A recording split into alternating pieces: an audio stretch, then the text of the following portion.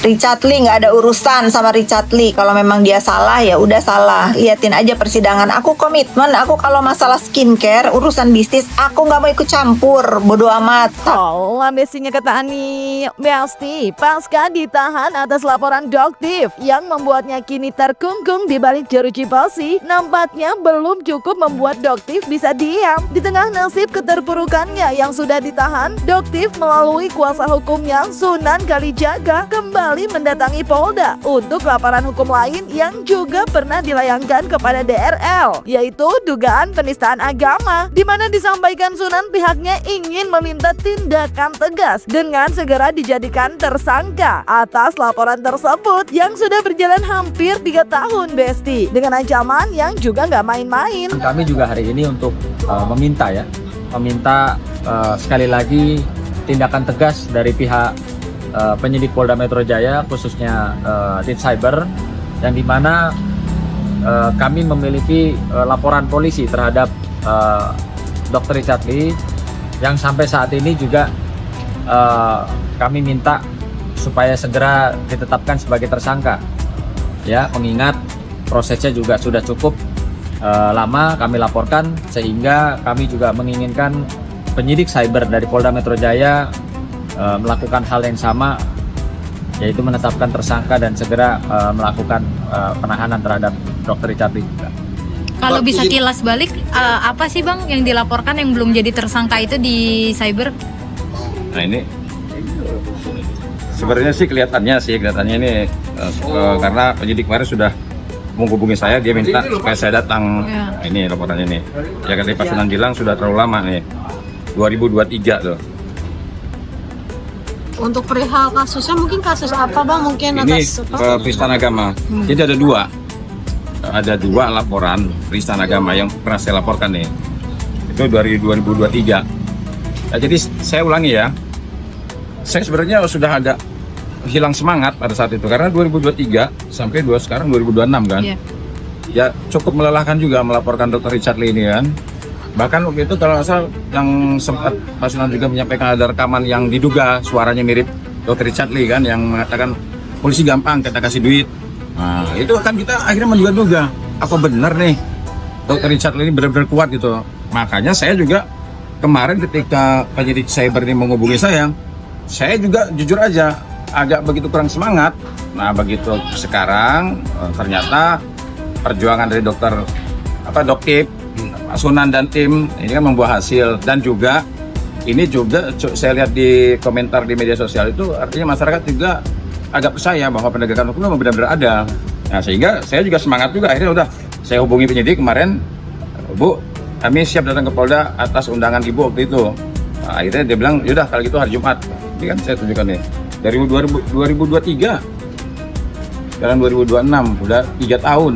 Udah ulang tahun 3 kali nih. Tak ingin disebut memanfaatkan momen ketika DRL sudah dalam jeruji besi, kemudian kini kembali membuka laporan DRL yang sebelumnya. Menurut kubu Doktif, diduga lantaran perilaku DRL sendiri juga yang diduga terkesan meremehkan kasus hukumnya. Terlebih sebelum ditahan, DRL yang harusnya wajib lapor malah memilih untuk live sosial media. Dan ditambahkan kubu Doktif, kalau laporan terhadap DRL sebelumnya sudah banyak dan pihaknya ingin membuktikan kalau kepolisian tetap tegak lurus menyikapi laporan hukum yang ada. Apalagi terkait DRL juga telah diduga banyak merugikan masyarakat melalui dugaan produknya yang overclaim dan isu terkait DRL yang disebut kebal hukum, Besti. Bang. Iya, yang pasti kan kami mengapresiasi ya kinerja dari tim penyidik Polda Metro Jaya, khususnya Ditserse, Direskrim dan saat ini juga Dir Cyber dan direktorat yang lainnya, yang dimana ada banyak laporan polisi terkait dengan Dr. Richard Lee, sehingga ya kami juga meminta ya supaya Dr. Richard Lee dalam kasus-kasus lainnya juga segera diproses secara hukum.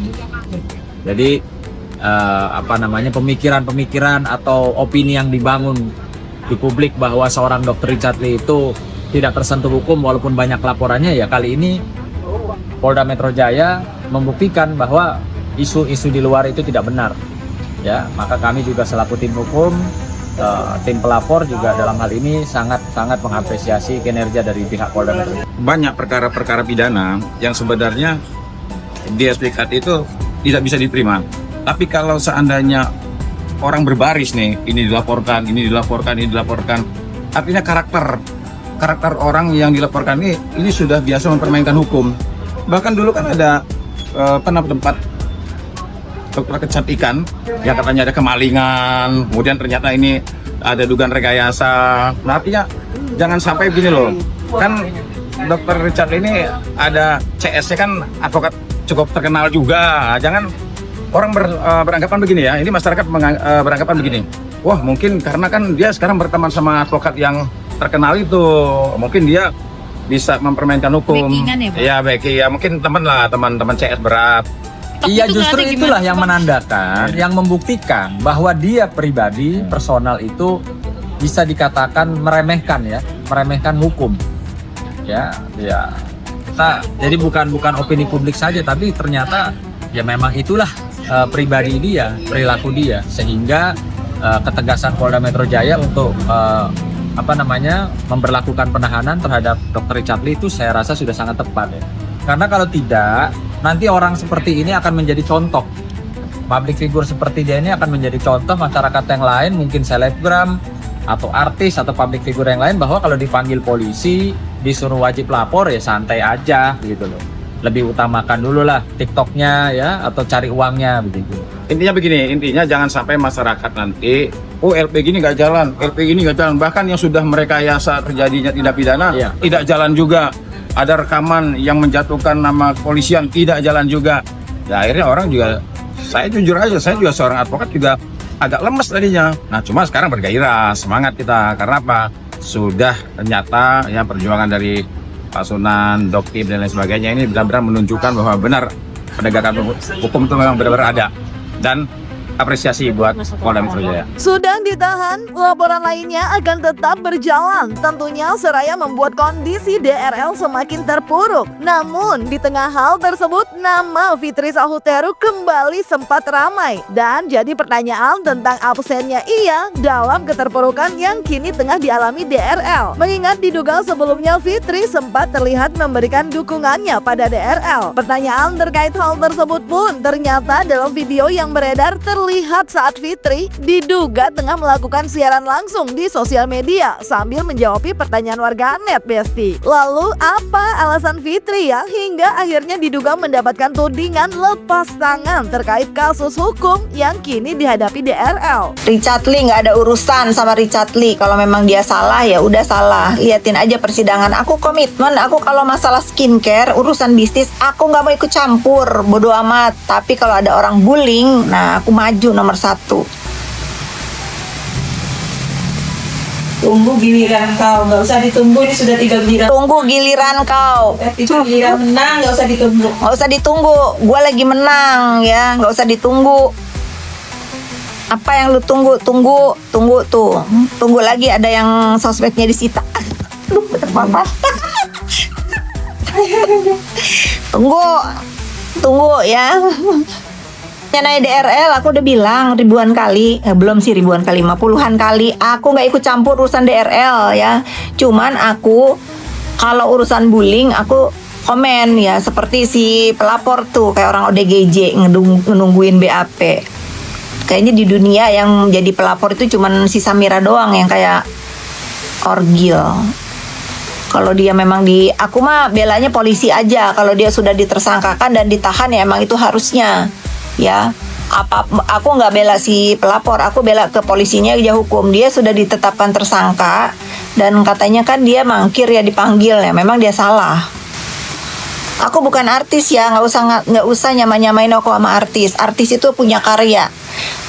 Artis itu punya prestasi, punya karya di bidang seni. Kalau aku bukan, nggak usah ngartis-ngartis aku Fitri Sahuteru aja, orang biasa. Nah tuh, anyway, di tengah keterpurukan yang dialami DRL atas penahanan atas laporan Doktif, ditambah lagi laporan lainnya juga yang diduga bisa menambah jeratan hukumnya jika nanti terbukti, Besti. Sang istri pun sebelumnya sempat diminta Doktif untuk juga diperiksa terkait dugaan TPPU karena diduga sang istri menerima aliran aliran dana dari hasil penjualan produknya yang diduga melakukan pelanggaran. Lalu benarkah kini istri DRL yang terlihat bungkam 1000 bahasa ketika terlihat mengunjungi sang suami lantaran tengah merasa ketar-ketir diduga bakal ikut terjerat kasus sang suami? Ya kalau saya rasa sih tidak menutup kemungkinan ya. Itu tentunya kewenangan dari pihak penyidik. Ketika memang ada indikasi ditemukan, kan sekarang tuh ada follow the money ya, uang hasil kejahatan dititipkan kemana, dibelikan apa, dijadikan investasi apa, itu kan kita nggak bisa ini ya, di era digital gini kan ada istilah follow the money itu sangat gampang sebenarnya. Sekarang tinggal penyidik mau nggak melakukan penelusuran itu gitu loh ya, agar TPPU-nya terpenuhi khususnya kan gitu, uang hasil kejahatan dibelikan apa atau dicuci kemana kan gitu. Nah itu sekarang tinggal keinginan dari pihak yang berwenang, khususnya penyidik. Sorry ya. Gimana tanggapannya Ki? Nih, dokter, maaf ya, dokter sorry ditahan. Sorry. Gimana Ki? Tanggapannya? Sorry ya. Ada doa apa Ci? Gimana nih Ci? Sorry. Maaf ya Bang. Doanya apa sih? Sorry ya Bang. Semoga selesai. Sorry ya. Masalah gimana Ci? Maaf ya. Dok, tapi saya teh dok ya. Semangat sih.